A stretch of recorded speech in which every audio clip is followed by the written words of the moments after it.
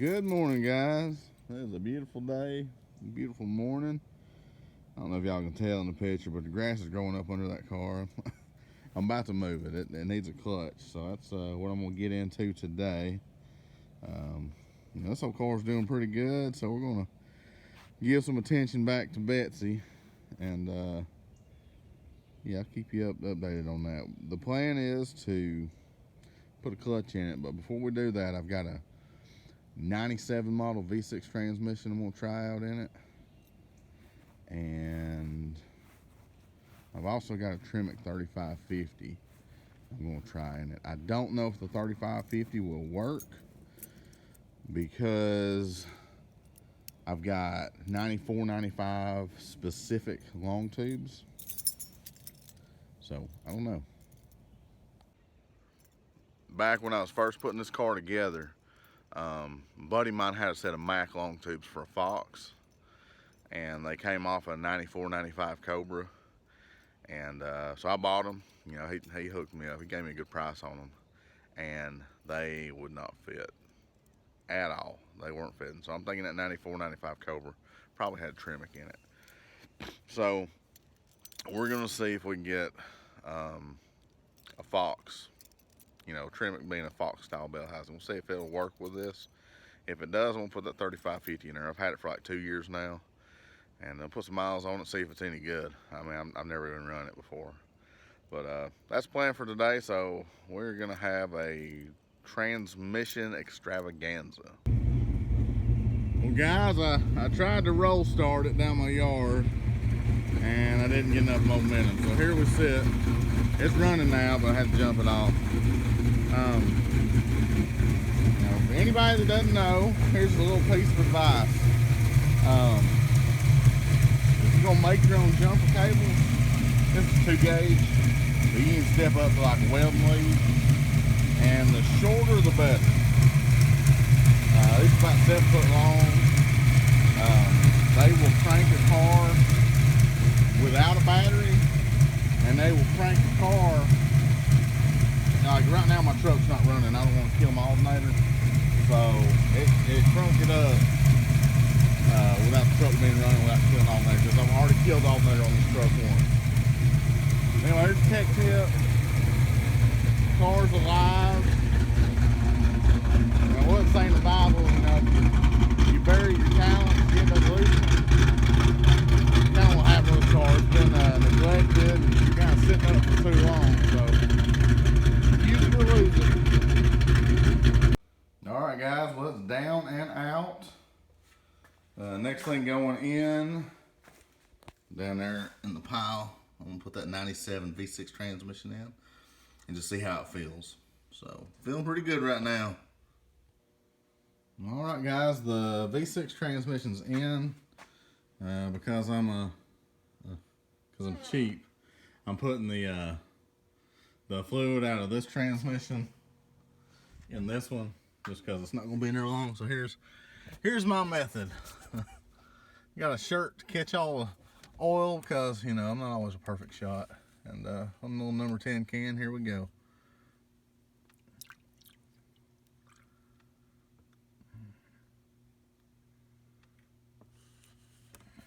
There we go. Let it drain down. Anyways, it's not going to be in there long. I'm going to run this thing down the road, see if it's any good, and then pull it back out. What's up, guys? We just got back from test drive, and this V6 T5, it's a winner. It's a slick shifter, so happy to have it. Be happy to pass it on to Ray if he needs it. But anyways, yeah, it's made me appreciate my exhaust more. And goodness gracious, man, it'll gas you out quick. But anyways, about to pull this one back out. Now we're going to try a 3550. Alright guys, the transmission extravaganza continues. I'm a little bit tired here, guys. Let's get down here on the ground. Alright, so this first one is a 86 to 93. Let's see where well, that's too dark over here. Anyways, the clutch fork comes out in the same place as on this. This is a Tremec. So the clutch fork comes out. And this is a 94, 95 bell housing. So you see how it's clocked?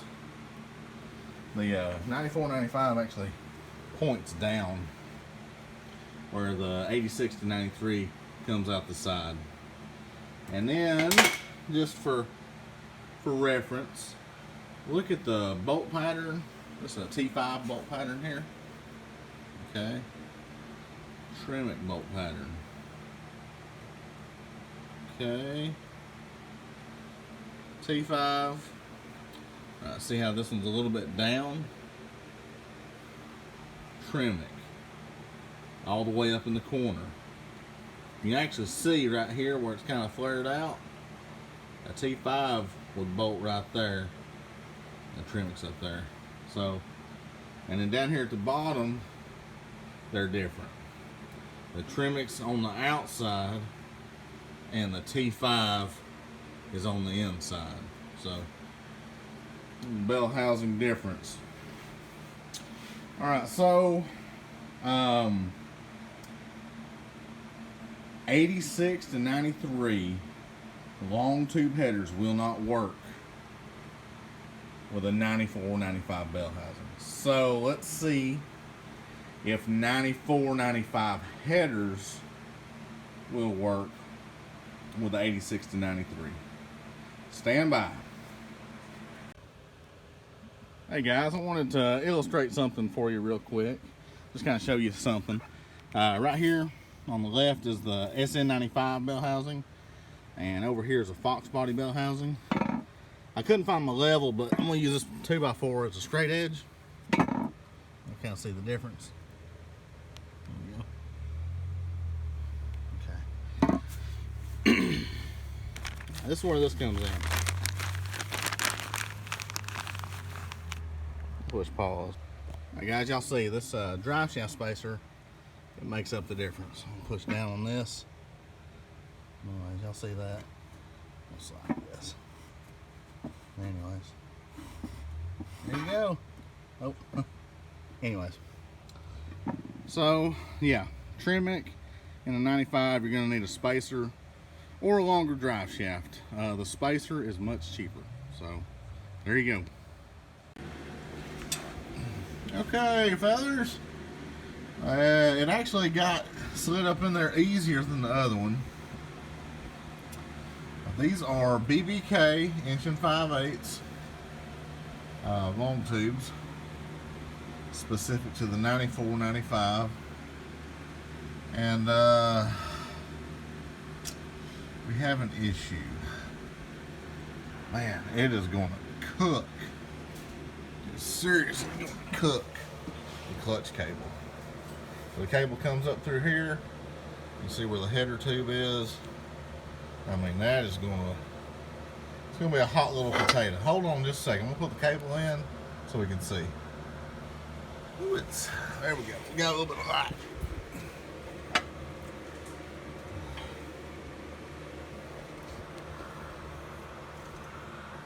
Okay, so we do have some clearance, but it's going to get hot, guys. I'm thinking about using spark plug protectors on it,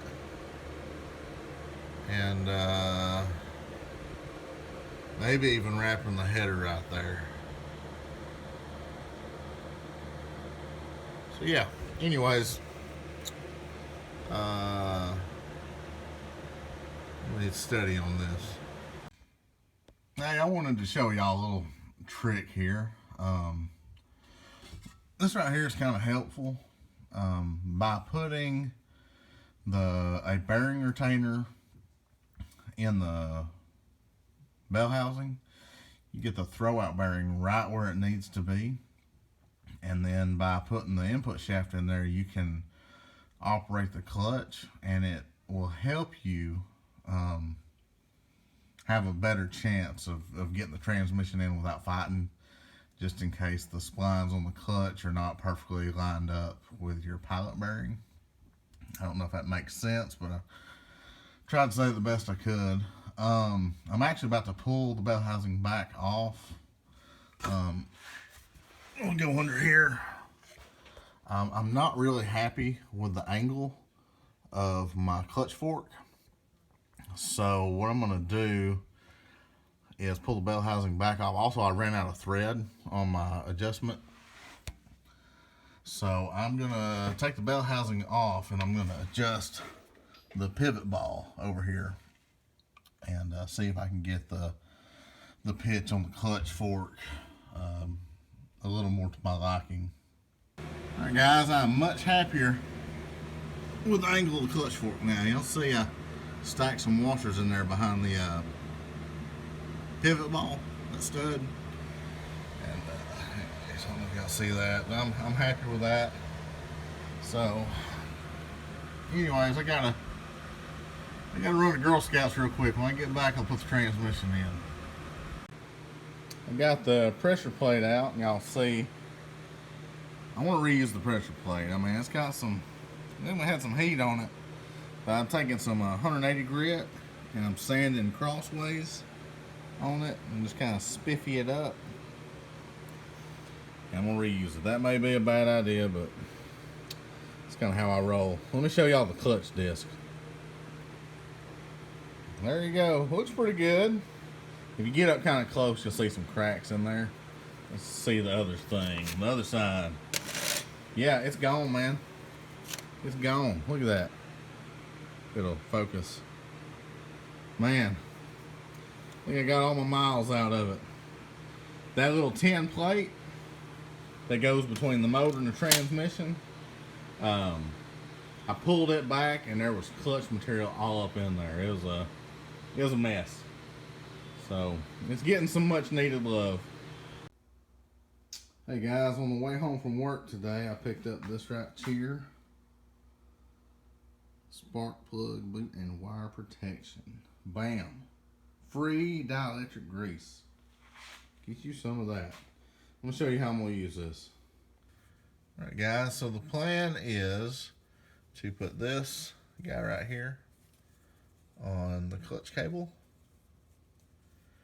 And anyways, in order to do that, it's got a little steel ring in here to like hold its shape. I'm gonna have to cut that ring out and then it'll fit over this thing right here. But anyways, that will be my clutch cable protector. I hope it's sufficient. I'm also gonna get like a little welder's heat shield that goes on, like, you know, when you're welding, you got your gloves on. If you're doing a lot of welding where you're doing multiple passes, there's a heat shield that'll go on your glove too. I'm gonna get one of those heat shields for the header, and or I might actually zip tie it to this just as a little extra protection or precaution. But anyways, the 3550 is going in, guys. Hopefully it's a good one. Time will tell. So I'm getting ready to put the Tremec bell housing on. And let me show y'all something. On a 94-95 bell housing, all the bolt holes are the same depth, like an AOD. So I'm gonna have to cut 2 of my bolts for this Tremec bell housing, and it's like a Fox bell housing. Let me show y'all what I've done. I took a long bolt and put it in the long bolt hole, and figured, you know, how long the thread should be. Okay, and then I matched it up here with the short one, and I did it like that, and lined it up with this. So what I'm gonna do, I've got my 2 nuts on here. I'm gonna jam them together and take a cutoff wheel and cut that off. The benefit of that is that I can cut this bolt straight doing it like that, and then when I unthread it, it'll clean up the threads as it comes off. So it's that's my brother-in-law showed me that trick. It's a really good way of cutting bolts and making sure you get them straight, and it'll, you know, like I said, it'll clean up the threads for you. So we're gonna do that. All right, guys, there it is. If you don't cut it off straight and flush, that's no big deal. You can just take a grinder and just grind it, you know, even with a nut, and that's professional grade. Anyways, yeah, I'll take it off. It'll clean up the threads, and we'll be ready to rock. The bell housing is on. About ready to put the transmission in. It's got a new flywheel and a new clutch disc. I reused my old center force pressure plate because I'm cheap and I figure it's okay. It's the clutch that went out, and the clutch went out on the flywheel side, so I'm gonna risk it. I'm cheap like that. All right, now for the, however you say it, piece de resistance. Here we go, guys. This is what's going in it. Tremec, however you pronounce it, I don't know. 3550. It's got the 10 spline input and the 28 spline output, so it's a direct replacement. This is the transmission that came in the 95 Cobra R. Let's see, a couple things about this. Actually, I guess I only have one thing to say about it. It's supposed to be a good one. The guy said it was freshened up and getting ready to go behind a 408. So we'll find out if it's any good.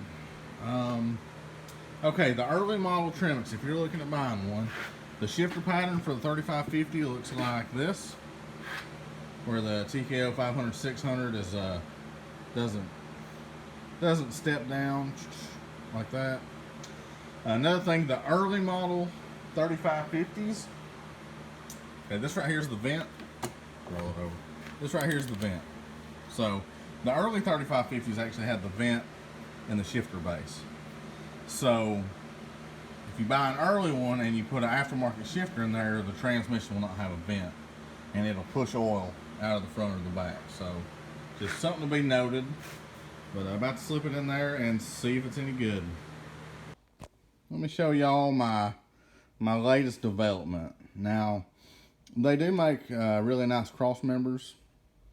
So if you want to put a Tremec in a SN95 and not have to do any rigging, it's a nice tubular piece. It's specifically for the car and the transmission. But I didn't want to do that, so here's what I'm using. It's a plate. It's if y'all are interested, I'll give you the dimensions. It's about 7 inches wide, about 3.5, 3 3/4, that way.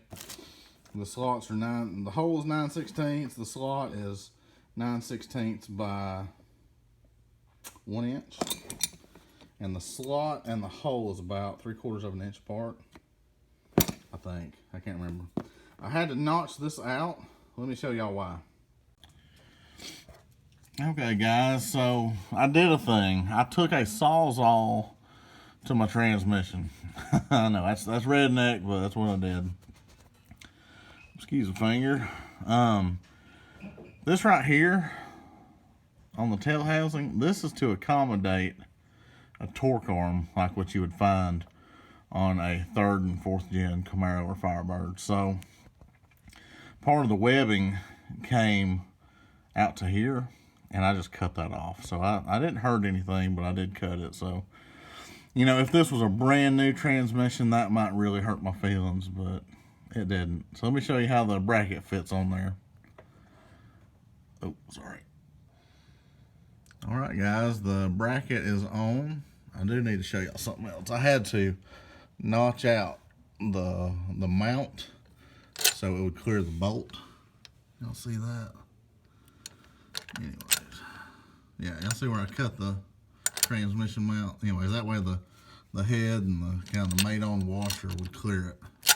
But anyways, it is bueno del Toro, mi amigos.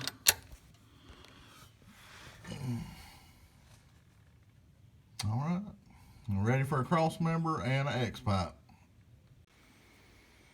Hey guys, let me show y'all something. I am panning for gold. Y'all see that? You see a little flex in there? Oh, it's super aggravating, guys. Yeah. So anyways, I've had this transmission for 2 years. That's how much oil was still in it when I bought it. And y'all see all that. Fool's gold. So last night when I seen that, I was ill. The story was that this thing had been gone through, but I should have known better. Anyways. All right, guys, so now my car has a Tremec 3550 in it. It shifts okay. It's really noisy in first, second, and third gear. Fourth gear kind of quietens down a little bit. That's a noisy transmission. I plan on changing the oil. I'll probably drive it to work twice and drain the oil and just see what else comes out of it. As far as putting a 3550 in a 94, 95 Mustang, the bell housing does work with the 94, 95 headers. So that's good. I could have got some Fox headers, but I didn't want to redo everything else. So that was good news. I put, y'all saw that not heat shrink, little heat shield you put on your spark plug boots. I put one of those on my cable. I think it's gonna be fine. I'll let you know if it isn't. Let's see, I put the drive shaft spacer in it, and I had to make a plate that I could bolt to my transmission that would slide the transmission mount back. That way it would get in my cross member. And that was good. The factory plate's like 1/8 inch or maybe 3/16, and the plate I did was 1/4. And I was a little worried about that, but it ended up working out to my benefit. At highway speed, it's a lot less vibration. So the transmission being a little bit higher actually helped with that. Let me show y'all something real quick. All right, for the guys who ride with a seat, slid all the way back or maybe even lean back a little bit, this is a excellent thing. Y'all see I got this plate on here bolted to the shifter itself, and then I've got my handle bolted back here, so it gives you a little extra. But anyway, it works good. I like it. I'm 6'2", so I've got seat track extenders in the car, and I ride with seat slid back and lean back just a little bit. But anyways, if you have that issue where you're having to reach for third, that might be something you want to do. It's just a plate with 4 holes. Maybe that'll help you out. All right, guys, I'm probably just gonna wrap it up. It has the factory Tremec shifter in it, and it's got some wear on it. It's not as tight as it probably once was, but whatever. I'm gonna take it to the track after I put some miles on the clutch, and if it races well, I'm gonna order like a Pro 5.0 shifter to go on it. If it doesn't, I'm not gonna buy a shifter. But I am a little bit mad about this purchase, so I will show no mercy to this transmission. I will beat the guts out of it. I will yank on that thing like I'm trying to pull the transmission off the motor. So I mean, it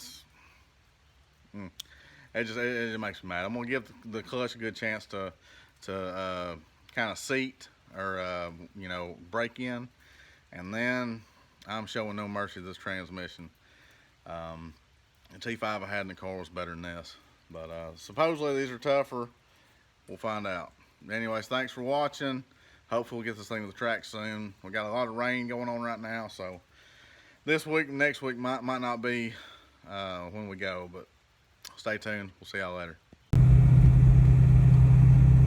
Hey guys, we're heading to the track. It's Friday night. I'm just driving the car down. It's on Nitto drag radials, so I don't expect to set any new records, but I put a little more than a tank of gas through the car with the 3550 and the new clutch, so it's ready to go to the track and earn its keep. Hopefully I can get a 170 60-foot time tonight. We'll see. That's my current best with these tires. Maybe I can back it up. Alright guys, we're here. Got the car over here by the gate. I didn't realize there's a private testing session tonight on the scene. That's better. It's a private testing session tonight. They're gonna open up for test and tune, or that's Friday night, whatever, at 10 o'clock. So got a bunch of G-bodies out there.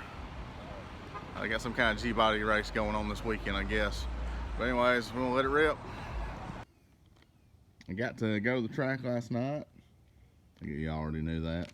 And I made one pass. Had to wait a couple hours to make one pass. It's not my favorite thing to do, to wait.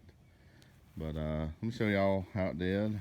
Like I said, I didn't break any records. Here, let's put this up here. All right, I'm blue. Okay, I'm this blue. 2:060 foot time. Yeah, it's pretty lousy. But I didn't expect great things. I was hoping for a 170, but whatever. Anyways, 840 in the 8th, 1297 at 108. I was really there to check the clutch and the transmission, and they both did great. Next time I'll go on slicks, and that number will get better.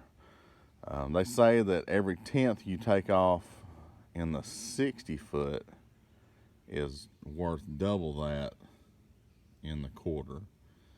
So if I took, you know, a 10th off on the 60, that would equal a 1277.